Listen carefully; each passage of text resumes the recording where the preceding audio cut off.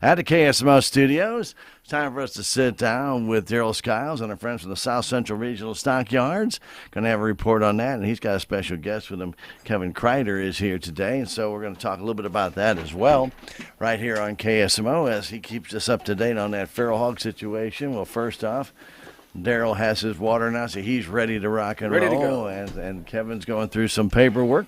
So we're ready to Good get morning things to you. underway. Well, good morning to you, Good sir. morning. A beautiful morning it is out there. Oh, right? it is. Oh, I Nice tell day. you, I, Had a little sprinkle this morning. well, you know, Probably we didn't could- have much. We could use more than a sprinkle, actually, but we'll get it soon enough, and then we'll be complaining we should quit raining or something. But it is a beautiful morning, and I was out, had to shed my vest here. It's nice and warm. The vest felt pretty good when I was out checking cows, calving calves and stuff. It's that perfect time of the year when the cows are calving and turkeys are gobbling, and I heard some turkeys gobble a little bit this morning. But February the 1st, I think we talked about this last time when I was on the radio. February the 1st, that morning, turkeys were gobbling like crazy. I never heard them gobble quite that early before. So, but you know, Easter's early this year. It'll be the last weekend, I think, of March. So maybe we're going to have that early spring. I don't care what the stupid groundhog said.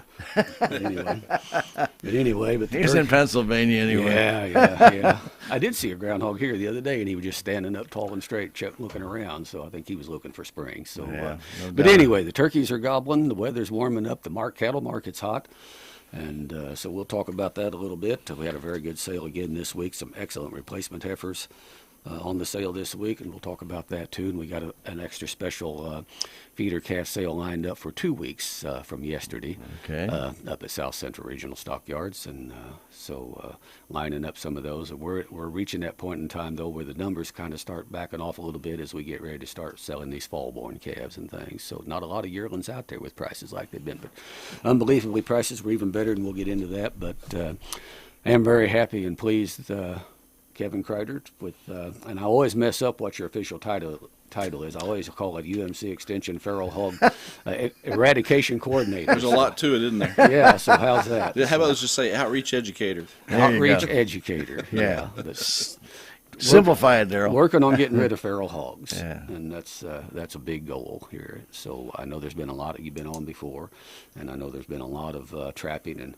shooting of feral hogs done by the coordinating team on that. So if you want to just dive right in and share with us whatever, Kevin, I do appreciate you being here. Yeah, today. thanks for having me back, guys. I always welcome the opportunity to come in and speak with you about where we're at with the feral hog program.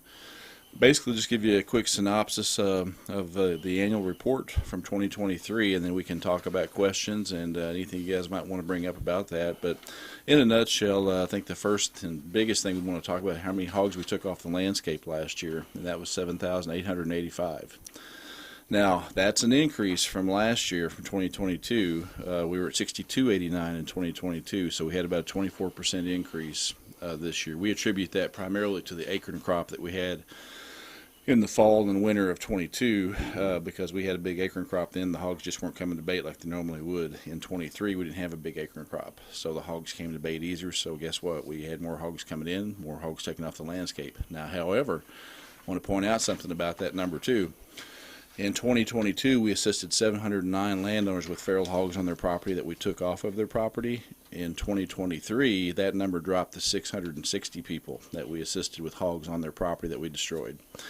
I think that tells you the story right there, that the densities are more focused and centralized than what they used to be. It just shows that the range is shrinking because we helped fewer landowners with hog issues on their property, because those numbers come directly from hogs taken off the landscape.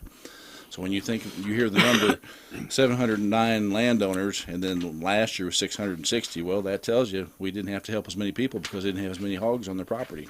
So that's where that number comes from. So I want to point that out first.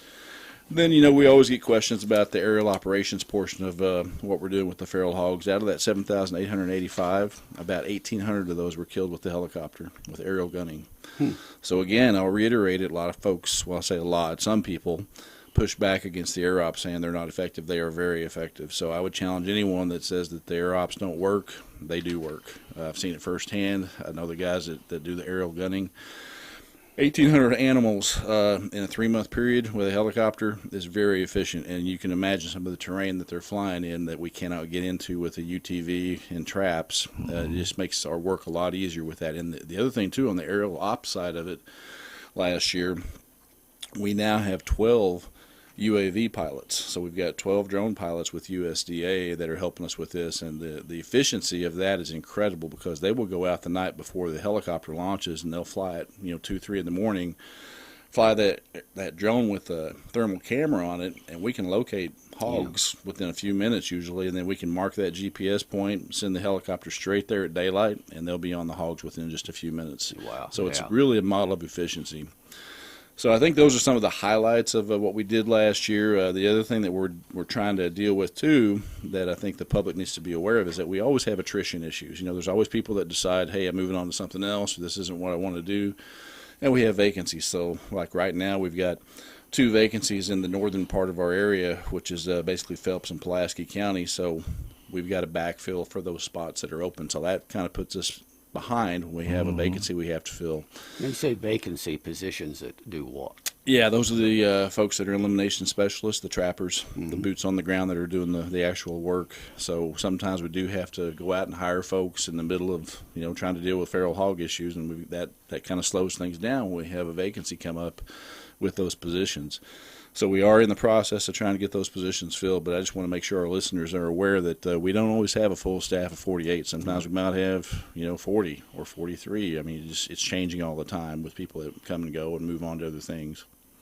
But other than that, though, on the actual operations side of the Feral Hog Partnership, that's kind of where we are for numbers.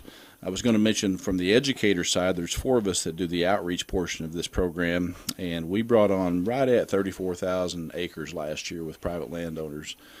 And that's just us going out there and kind of beating the bushes, trying to get folks to join up with us to help us get rid of these sanctuary properties so that we don't have hogs hiding and breeding on lands that we can't access. So that's a big key to making this all work, is getting those landowners on board. So 34,000 acres is about what we brought on last year with different landowners around the state. So that's kind of a key to this too, on the education side of doing the outreach part of the job.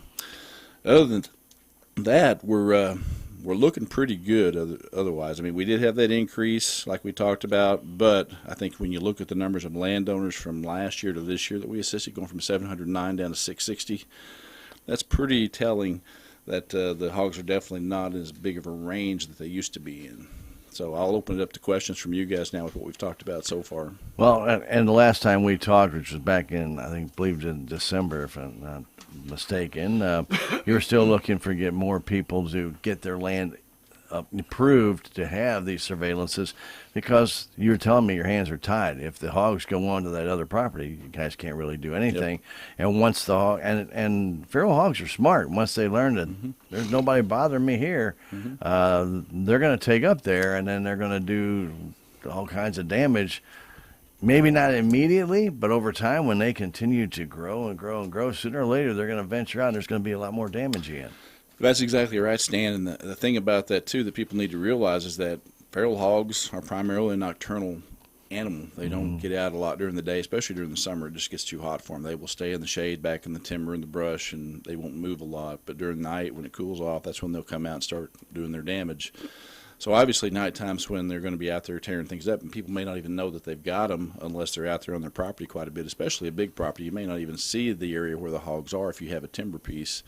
But the neighbors with pasture may see it, because that's where the damage is probably going to happen at. And that's what we are here to try to prevent. And that's the thing, too, that I always try to reiterate, is that if nothing else, the takeaway on this whole deal with the feral hog elimination is this is about agriculture. I mean, that's really the bottom line here. Now, we can talk about other issues, too, that are tied into this as collateral issues, but the primary is that we have to remember that Missouri is number 2 in hay production on a good wet year, with about 6 million tons or so of hay that's going out across the country, and we're number 3 in beef cattle production. That's why we're talking to Daryl today, because obviously the beef cattle industry is a big reason why this is happening with the feral hog elimination. We cannot afford, with our economy tied to agriculture, to have feral hogs competing with our cattle industry.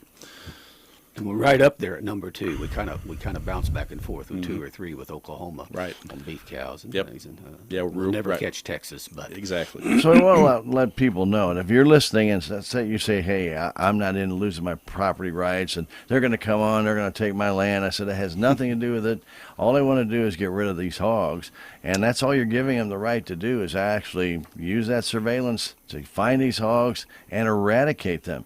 They're not going to have anything on your title. You're not going to have your properties taken away from you. Nobody's going to do any of that.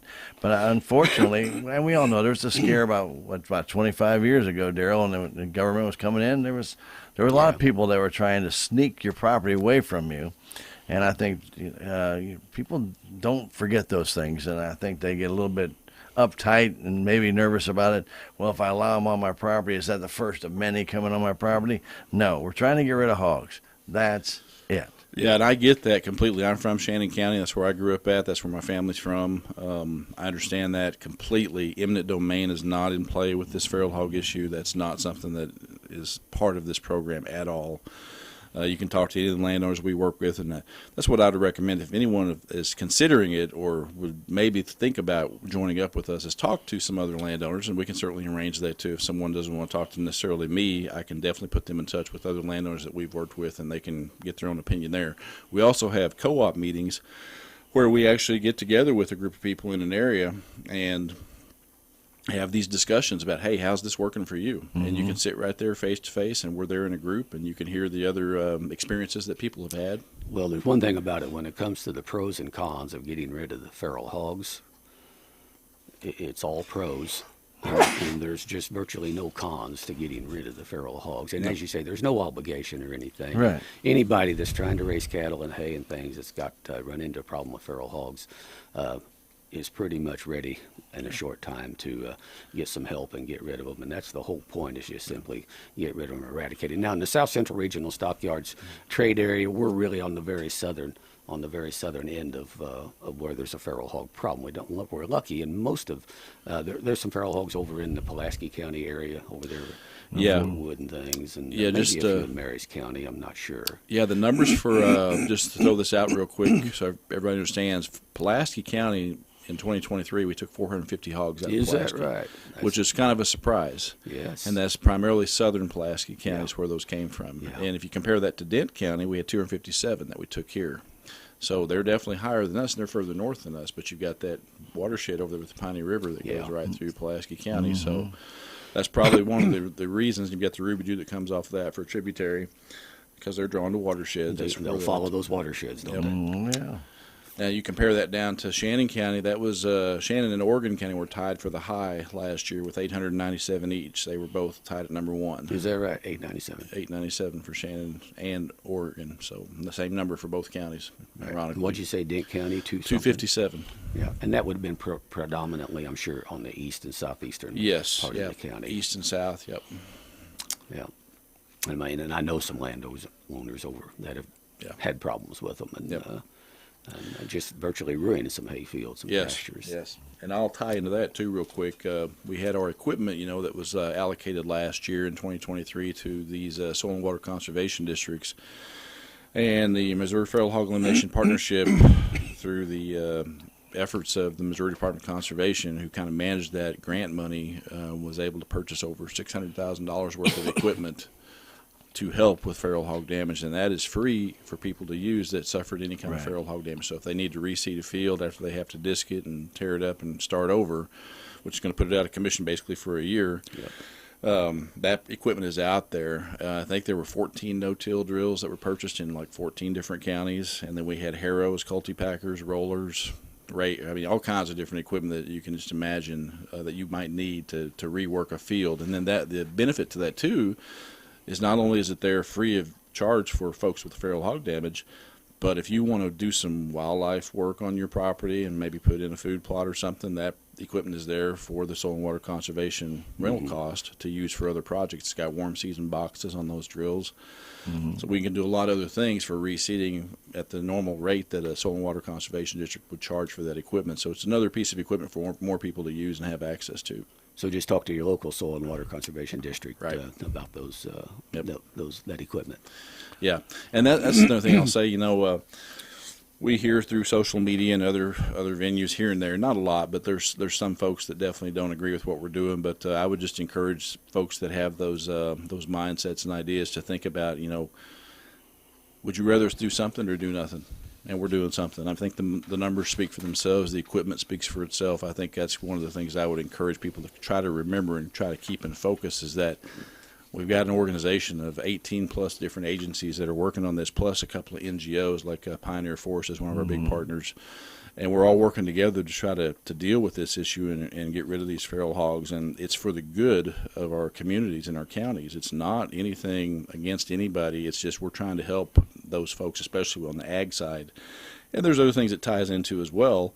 We've got the hunter side of folks that want to go out and hunt turkeys and deer, and obviously we've got good populations for deer, but our turkey population could obviously improve, and the more feral hogs we have, probably the less turkeys we're going to have, because obviously they'll eat the eggs and they can maybe catch a poult or two if they find a nest. So we've got to consider these other collateral issues that feral hogs bring to the table that we can't ignore. And then the last thing to touch on real quick is we've got to remember that some feral hogs do carry brucellosis, and that is communicable to humans and to cattle. Yeah. And we don't want that either. I mean, I was talking to a group down in southern Missouri not too long ago about that, and one of the presidents of one of the organizations down there that deal in cattle spoke up and said, guys, we don't want this, because if we get brucellosis into a non-vaxxed herd, that herd will get stamped for slaughter, and that person's out of business. I mean, we've got to remember what the focus is on this and why this is happening. We don't want that to happen to anybody that has a cattle operation. Yeah, and you were mentioning, I think last time we talked too, Kevin, being that they are nocturnal, they can roam very quickly, and they will cover miles in a matter of days, to where you may not have any signs of feral hogs whatsoever, and then suddenly one night you come out there and you can have acres just ruined out of nowhere, and you have no idea how it ever happened. Yeah, as you said, Stan, feral hogs are somewhat nomadic. They tend to stay in their home range of around 5 to 8 miles, typically for a sow with her litter. Boar can range much further. We've tracked them as far as 30, 40 miles if they're out looking for a sounder. If they lose their group, and this is from a collar that we had put on one when I was doing the trapping stuff years ago, we've tracked one that far. So the boars will definitely move further, but the sows tend to stay within that 5 to 8 mile range. Now, one thing I'll mention about that as well is that if you push a feral hog, like a group, a sounder, or a mama with a group of piglets, by hunting them, there's a good way to move her somewhere else, and now we've got to figure out where she went, and that starts us all over again. So that's the issue with people getting out there trying to chase them around, because that is going to just make the guys that are out there doing the job of trapping them, it's going to make their job a lot harder, because now we've got to start over on scouting, putting the cameras out, putting the drones up. Where did they go? Which way did they go? We've got to figure all that back out, and that's the issue with folks that are out there actively hunting them and trying to move them around, because we want to keep them as tame as we can get them to get into those traps and get them caught. So I think that needs to be said, because obviously we don't want to create work for ourselves and have to do it 2 or 3 times over. And as you were mentioning last time we also talked, that some of these feral hogs, they go right to the edge of where the trap is, like they've seen one before, and they just will not go underneath that trap. Yeah, and they've actually learned. Yeah, we've had that happen too. And the way that happens is if you have a trap, and of course a lot of our older traps, a couple of years ago, didn't have any electronic devices on them, or you might be in an area where you can't use an electronic trigger, and they get in there, and you might have 10 pigs inside the trap and 4 outside. Well, then they trigger the trap and it falls. Well, the 4 outside just got educated. They learn, like you said, they're very smart animals. Hogs are smart. They're as tough as any big buck in the woods, from my experience when I used to trap. And that's one of the reasons I do what I do now with the education side, is I did the trapping side, and I can tell you from experience that they are one of the most challenging animals out there, especially a big boar or a big sow, because they will get smart. And very paranoid. Yeah. Oh, yeah. Right. Yeah, they're a survivor. Yeah. Well, so tell me, in the partnership agents meet and you talk, is the ultimate goal really for to really, or do they think it's an attainable goal to sure enough get these things eradicated? Well, that's the Or are goal. we trying to get them down to a controllable number if there's such a thing? The goal is to eradicate, but we're also realistic to understand that this may never be something that gets completely done because we have so much land here that is cover for them, like on the National Forest. Well, and in the southern range of this thing, you have Arkansas, and Arkansas is home to a bajillion feral hogs. And is Arkansas engaged in a similar program? Yeah, is there some coordination with the other states? Yeah, So just to give you guys a little backstory on that, we have a state director for USDA APHIS Wildlife Services. He covers Iowa and Missouri, and we also have state directors in other states like Arkansas. Oklahoma has that same position. So those people are in communications all the time about primarily what we're doing here and how we can maybe show them this is working up here for us if you want to maybe mirror this. So those discussions are in play, and that is happening. We'll see if they want to go the same exact route we have and really kind of taking the bull by the horns for what we're doing here because we're really serious about trying to get rid of these things. So some of these other states are looking at our program. It's kind of become a lot of folks are looking at this as a model for maybe how they might want to do the same thing in their state if they do decide to pursue this. Has the education, not just of the people affected by feral hogs, but not affected by feral hogs? I remember when Darrell was in his previous occupation and he would meet up with other commissioners, especially in northern Missouri. They weren't even aware that there was a feral hog problem or even what the problem was. Has there been an attempt to maybe educate these people to be on the lookout just in case they see some signs, to let you guys know immediately to try and get that eliminated quickly? Yeah, that's a good question, Stan. I had a phone call just a week or so ago from a reporter from one of the stations up in Kansas City asking that same question about the northern range of our feral hog activity.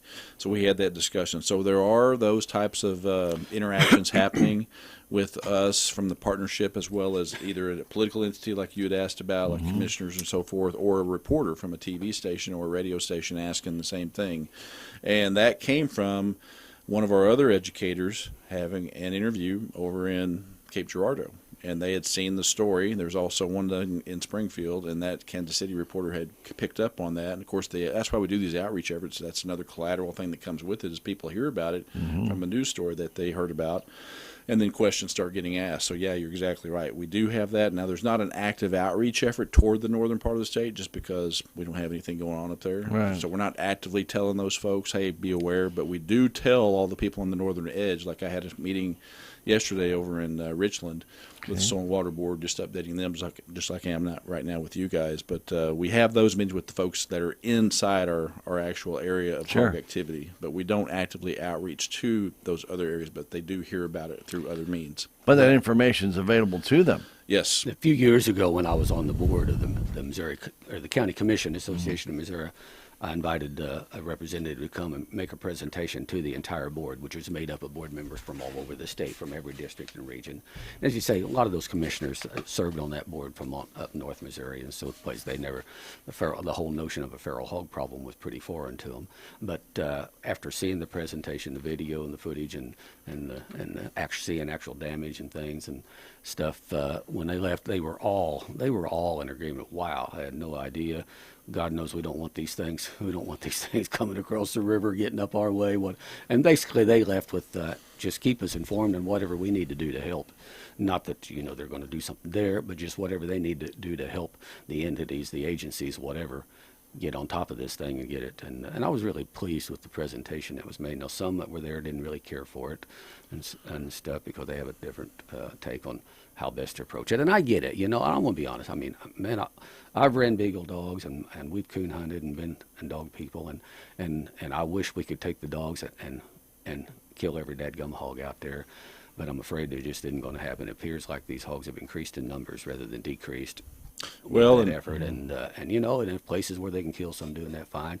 I've got a rifle in my truck a good bit of the time, and if on one of my farms I see a hog and I can shoot him right then and kill him, I'm probably going to. I don't think I can resist that effort to shoot and kill that son of a gun. But I get it that in the big picture that it looks like trapping big numbers of them at a time is going to hopefully get something done. We've just wallowed around sideways for a lot of years, and the hog numbers increased. Well, and I think that's the key to this when we talk about the hunting aspect of the feral hog stuff compared to trapping and what the partnership is doing. I mean, I grew up down here, and I spent a lot of time in the woods. I mean, that's how I ended up being a trapper when I retired and came down here. And I think if you look back in the historical perspective of where the hogs were at and the kind of numbers we ended up with by the time the partnership really got going, which I would say really got serious about this was 2020 when we hired all these people. Mm-hmm. That's when we killed 12,600 that year.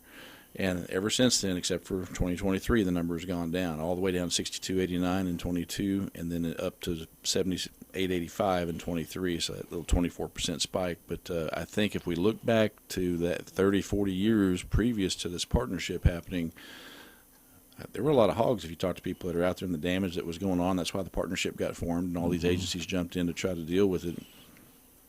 I guess they nearly destroyed the golf course over at Viburnum. I was the trapper assigned to that. That was bad. Yeah, I trapped those hogs. I've seen some pictures. I didn't know how extensive. A picture makes it look like it's everything, but they like the fairways better than the greens. They don't like the zoysia because the root system doesn't allow for the grubs. It's too tight in there, and they get right up to the actual green and stop rooting. They really mess up the fairway, don't they? They like the fairways because a lot of that stuff they would find in a pasture. So, right. But I did trap that when I was working for MDC as a trapper. So, but anyway, I think like we're talking about the hogs, though. I think that if you go back to the '90s and the early 2000s, before the partnership really took off, I think if you look at what people were doing with hog numbers and hunting and stuff, I mean that should tell us really pretty clearly that.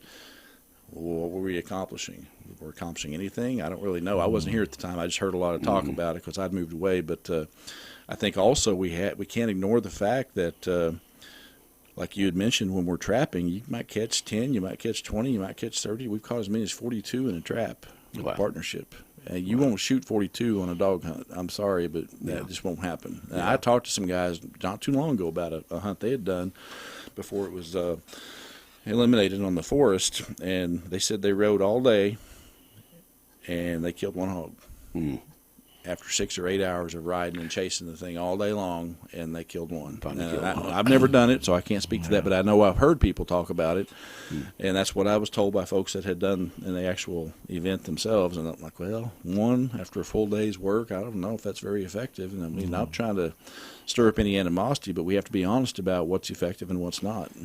I was at a meeting about 2 or 3 years ago, and there was quite a discussion going on of the pros and cons of chasing them and killing them versus trapping and all the back and forth. And a guy behind me tapped me on the shoulder and said, "What do you think?" And I said, personally, I don't care how we kill them. I just want every hog dead, dead, dead. And whatever it takes and whatever we figure out's the best way to kill the most hogs, then let's kill them. Yeah, and sometimes, like you guys mentioned, if there's a trap shy hog, and if it's only one or two, we will go out and do a night shoot with a thermal. And sometimes we'll use the drone, too, with a thermal and find them, and then we'll walk right up to them. Because if you got the wind right, you can get within 25 yards of them with a thermal scope and shoot them that way. And that is effective for one or two, but not for a sounder. No. Yeah. Very good. Now, You were talking about attrition, within a program, obviously. And people are going to retire. People are going to find something else to do.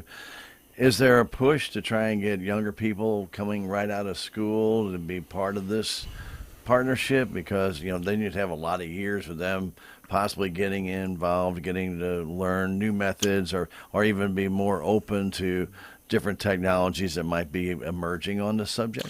Not that I'm aware of. I don't know of any movement or push to try to let people know this is out there. I think it's really about if there's a vacancy, it's posted on either the MDC jobs page or the USDA, USA Jobs website, and then you just happen to find it just by happenstance, really. Yeah, you would think with a number of FFA chapters and a success of them, especially in the areas that it's being affected, some of those people's future may be in agriculture, and this could be very damaging to that future. So you might want to think that some of those kids, and maybe their families have been affected by the feral hogs, might want to jump on this and maybe learn more about it. We've had people ask us those questions during presentations that we do during our outreach. They will actually ask, hey, how do you get a job like this? What are the requirements? And a lot of it has to do with woodsmanship skills, depending on which organization you work for. Not that should really matter, but I think that's really kind of the key to it, is somebody that enjoys being outdoors and being out there and knowing how to hunt and trap and be out there and be successful on your own and not have to, worry about getting lost in the woods or Right, wrecking right. your UTV or getting bit by a timber rattler or a copperhead while you're out there stomping around. But I really think it comes down to that. If somebody has that skill set and they're interested in a job like this, is obviously contact either organization, either USDA, Wildlife Services, or MDC, and ask that question. Say, hey, I'm looking to maybe get involved in this if you have a vacancy. Contact Sure. your local conservation agent. Could Yeah, I was probably gonna point you say. exactly in the right direction and get you headed down that deal. If And then that's what also- you're interested in helping. Yeah, and watch that jobs page, because every week they post a set of new jobs for. I know for sure MDC does that, and USDA, I think they post them pretty quickly on the USA jobs page. Just do a search for Wildlife Services for APHIS. So if I understand right now, the aerial shooting of the whole deal, that thing will carry on through for a little bit yet, for another month or so. Yeah, into March, and there's an update on that too. I don't think we had this in December because I just found out about this a couple of weeks ago. We have been so successful with the helicopter that USDA has permanently assigned their helicopter to Fort Leonard Wood. Wow. Really? So That's we now great. have an air asset permanently assigned here from USDA. It's up at a hangar in Fort Leonard Wood. So that's here year round now. If they find a big deal they need to go after with it, they can. Yep. There you And go. so that's here at any point we need to use it and get out there with it. We've got that resource available. So I think that again speaks to the success that we've had. When you hear people talk about how we haven't done anything, that's not true. We have done a lot, and I think that for USDA to give us a resource like that to keep in Missouri, because those things are based back east. I think they're in East Tennessee is where they live at. For them to give us a helicopter for just our state, I think that's pretty telling about how Missouri's doing and how this program works. Well, I think the feral hog issue, and you're just bringing it out right now again, unless you're familiar with it. If it's never affected you, you don't know what it is, you probably don't have any interest in it. Northern Missouri doesn't have that issue, so they're not educating anybody about feral hogs. There's basically, a third of our state that's being affected, possibly, maybe as much as that, by the feral hog issue. These people down here, we know about it. We're educated about it, but it doesn't mean that education travels to St. Louis, to Kansas City, to Columbia. Those people are not educated about it, and they don't realize how much damage or how much impact that this actually has on these areas and how much effect it can have on the economy of these areas. And I think that part escapes a lot of people. Yeah. I think that's a great point, and I've got to say this too. We have to also be aware that there's some, like we've kind of touched on a little bit here, but there's some stuff being said out there that's just simply not true about what we're doing with the partnership. And we've got to look that horse in the mouth and say, we got to call it what it is and say, like I've said this a couple times to different folks I've talked with, it's like, would you rather us do something or do nothing? And I think you've got to see that the work is being done, and there's a lot of actual numbers to prove it. And just like we mentioned the helicopter a minute ago, to get the U.S. government to assign a resource to a state, well, why'd they do that? Well, because we're getting the work done. Yeah. We're doing something. It's not about doing nothing. We're doing something. And it's being effective. I think if you kill 8,000 hogs in a year, somebody's doing some work. Yeah. Well, and it's all pretty much by invitation. The landowners contacting and say, hey, can you help me with this? Have you ever had and I've never heard of this, ever had a landowner that after went in, trapped some, killed some of this, I said, well, I wish I'd never called you guys, get out. I'm not aware of that I've never happening. heard that. I know just like with any organization or any customer service type event, there have been some things happen where somebody didn't close a gate and some cows got out of one field into another. That's just being completely transparent and honest. That's just that human factor of when you let people on your property.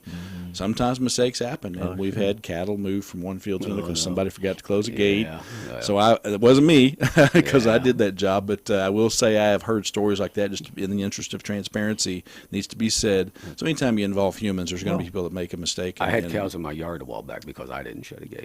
You didn't shut a So I gate? know how that goes. Yeah. So we've had those complaints about, hey, somebody didn't do this or that, or we need to have a discussion about something that happened with a personnel matter, and those things do come up, which is going to happen with any organization. So that does happen here and there. Yeah. If somebody has a feral hog issue, obviously they can call the extension office, 729-3196, because you're out in the field a lot, and we all know about cell phone coverage, especially today. AT&T has no cell phone coverage in half the state. So, but there's a lot of times you just literally are not going to get anything until you get back, until you find some service somewhere, and then all of a sudden your phone will light up like a firecracker. But if somebody does have an issue or they've noticed some damage and they're not quite sure, 729-3196. Leave a message there. You'll get in touch with them. Do you want to leave your cell phone number just in case? You know, that, like you said, there's a lot of times I don't have coverage. Oh, I'm sure. Especially in the areas you're in. They'll get me when I get back to the office. So, yeah, I just do that one. Yeah.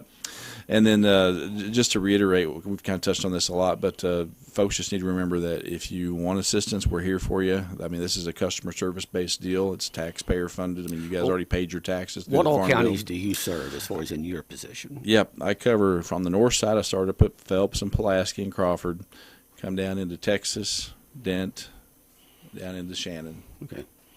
So pretty wide area there of people listening to this, because this gets covered. A lot of people listen. I know pick this program up on stream, so they're outside even where they can hear it on the radio part. But they can call that same number, 3196. Yeah. The extension office up here is closed on Fridays, though. Fridays it is closed. Fridays, yeah. So but they still will take a message. You can leave a message, and you'll get that. But today's Thursday. They can call today. Yeah. Yep. Normally we do this on Friday. I would If all encourage. else fails, they can get a hold of me, and I'll Daryl. I'll get them a hold of it. Yep. I'll find you. But I would encourage people to give us a call. I got a call just a couple of days ago from a gentleman in Shannon County. He said, "Hey, I heard about this.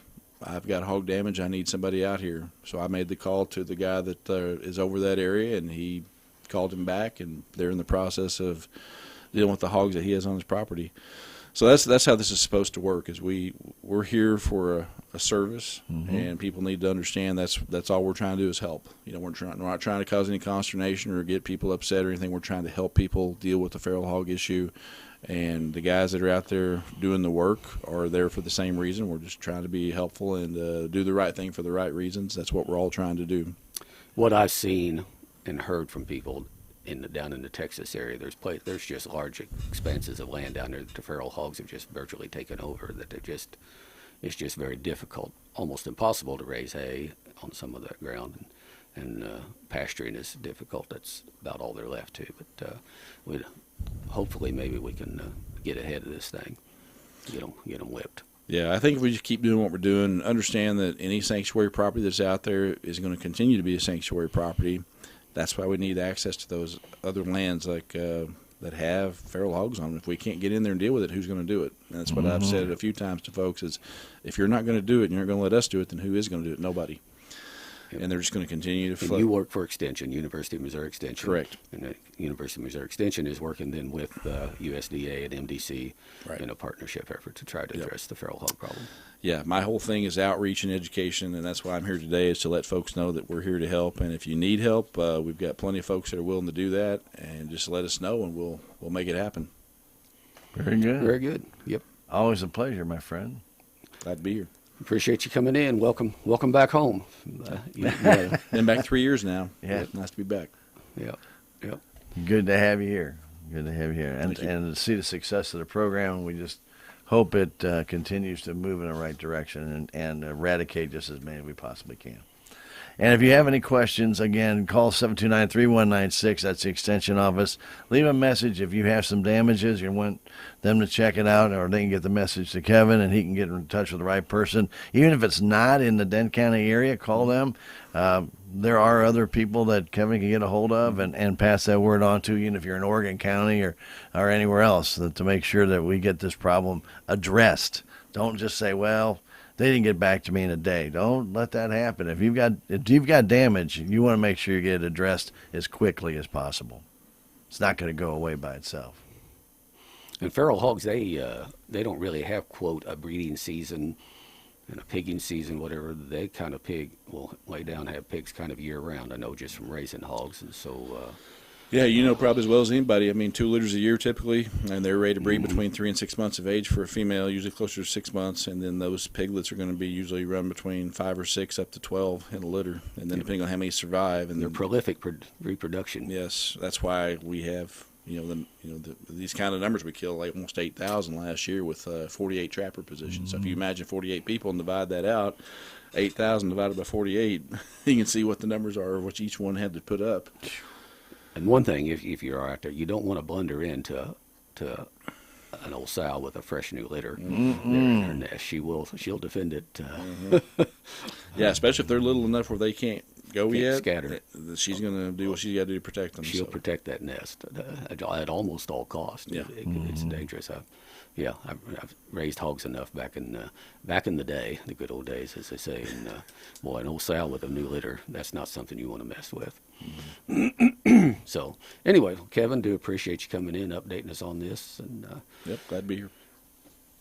best of luck on this. And hopefully someday we can have a report that it appears that the feral hog thing, that your job has been terminated because there Yep. was no longer a need for it. We're working toward that. Oh, wow.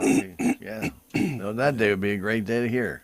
Yep. Yeah, yeah. And that's exactly what we're trying to work toward, because obviously this is funded through the Farm Bill, as we've talked about before, and that's grant money. Mm-hmm. You know, that's not these positions are not something that's going to be around forever. So unless they made a change inside the agencies that are managing the program, but right now this is all grant funded. So Yeah. Very good. Really All good. righty. Thank you, Thank you, sir. sir. Thanks, guys. Appreciate that.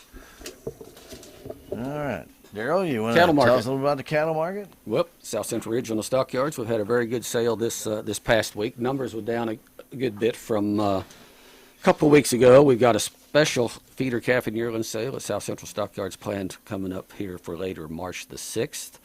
And then maybe some more as we announce them as they come along. We're kind of entering that time period where we're about to run through the yearlings that were out there in the country, and we'll be looking at some of these young calves coming right off the cows more and more, and then starting in May, we'll really get into those in some numbers.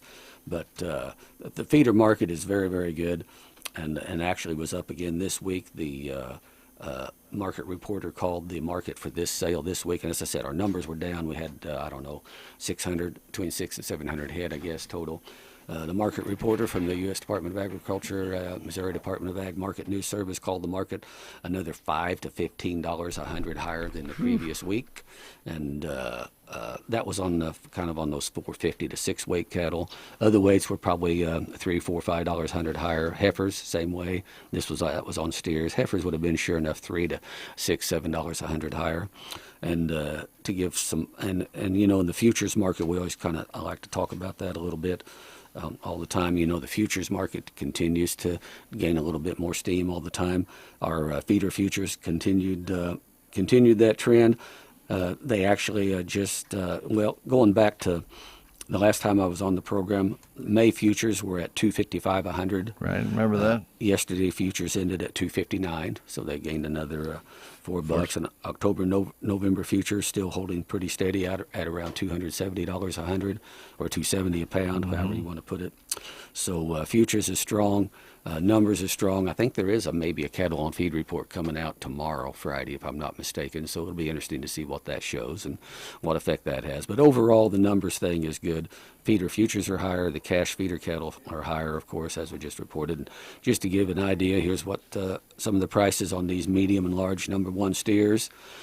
490-pound steers would those number one medium and large frame number one steers sold in a range around 340 to 350 a pound. We had a good number of 570-pound steers selling from around 578 to 309 a pound.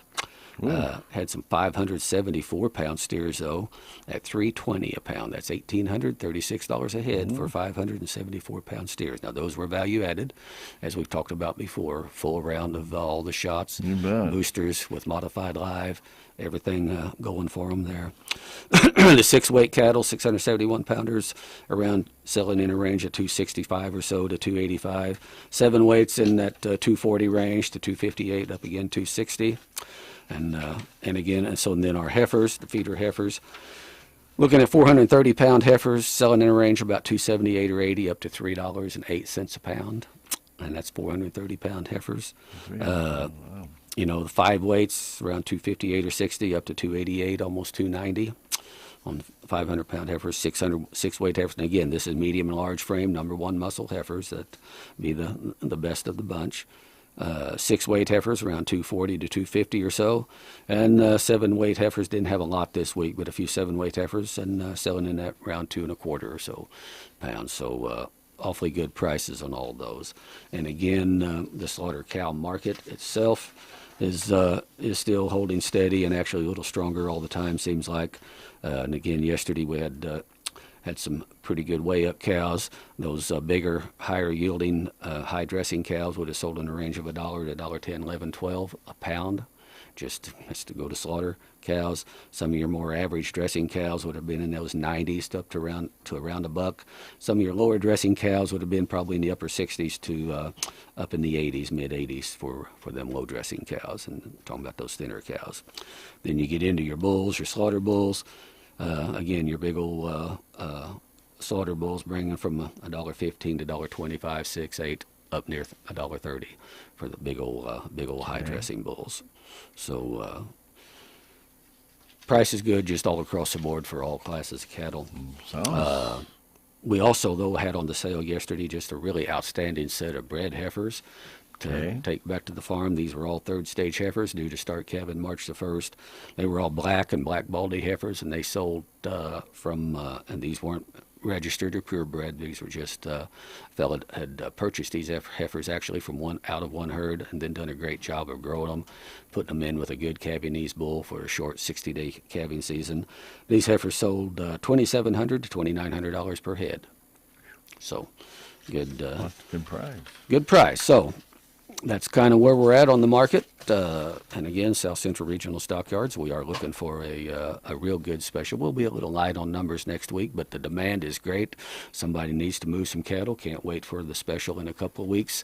The buyers are there every week, and the competition of the buyers for each group of cattle is pretty stiff, and they're all wanting cattle and feeding cattle. A lot of demand for cattle, especially these cattle that can go to grass here shortly, and that's because grass coming is just around the corner. And I was going to say, getting warmer, going to get green pretty soon. People want to buy cattle to turn out on grass here in Missouri, and then there's always great demand for our cattle to go to Blue Stem, Flint Hills pasture cattle out in the Kansas area and all across the country. So it's a great time to be in the cattle business. There you go. And, we've had some really good sales, got some good sales coming up, and just encourage anyone if they're interested in thinking about moving some cattle or thinking about what their plan might be for marketing their cattle. Feel free, please call the barn at 573-422-3305 and ask to talk to Dave, Bill, or Ross Patton. They'll be happy to visit with you, be happy to come out to the farm or give me a call. My number, 573-308-5415. And I'll be happy to visit with you or get the fellas down here and let's get on the farm and take a look at your program or what you got and what your marketing opportunities are and what the plan might be. It's all about making more money. That's right. And I've said it before. There's a jillion places you can go get rid of your cattle, but we want to help people actually market your cattle and get more for their year's production. That's what it's all about. It is what it's all about. That's why you're in the business, right? That's right. That's right. You're not there to break even. No. And with the cost of doing business and everything as it is these days, these cattle are much higher, but it's you still got to watch your P's and Q's if you're going to make a dollar, because there's a lot of ways, there's a lot of extra expenses and things in it that much higher than what it ever used to be. Gosh. And we never know what's going to be day to day because transportation costs. You never know. The price of gas goes up. 30 cents in a week. A gallon, 30 cents in a week. I mean, you can't even predict. Okay, I'm planning on taking my cattle next week up to South Central Regional Stockyards. I expect to spend X amount of dollars, and all of a sudden, somebody adds 30 cents a gallon more. And that's more money you have to get back off your cattle to make money. And I think some people just don't understand that and realize that. And every time you add a new piece, if you hire some people and they say, well, I'm not going to do it for $15 an hour, it's $18 an hour. Well, that's $3 an hour. You still have to recover that. To cover that cost, you have to sell your cattle at more money. Yep, that's right. And then you get less for the product that you put all your time in and feed in, and you go out and buy anything. And so what you want to do is just make sure that whatever you're going to do, you have a good plan. Those fuel prices you talked about there, those are kind of a double whammy, because not only do they hurt you as far as in your direct cost of trying to take care of your farm and do things, but as those fuel costs go up, then the cost of transporting cattle to Kansas or Nebraska or Iowa goes up, and conversely, results in a little less enthusiasm on the buyer's end of it, because they've got to absorb them costs and factor that into the break-even cost of the animals they're buying. So it all factors in. But well, that was the point I'm trying to make, though. Yep, is it all comes together. And that does affect the price that they're going to offer. Yep. So you definitely want to make sure that you're in it for the right reason, and the right reason is to make as much money as you possibly can with a quality product that you have, and that's why Daryl mentions value added. Value added is going to bring you back a few extra dollars. Now, how many extra dollars is that going to be? I don't think anybody can say it's a specific dollar figure, but if it brings you back an extra $25 or $30 a head. That's right. It's $10 or $15 can easily bring back $30, $40, $50, $60, $75 a head. It's not like you're having to spend $2,000 per cow to get that done. You don't have to do that, but when you do that as a value added piece to your cattle, it makes the value of them more, and it helps your situation as well, because people know that the cattle you have are going to be value added. And that helps your reputation. Right. And now is the time on these fall-born calves when people are thinking about what they're going to be doing with them, whether they're going to wean them, or if they're going to sell them off the cow.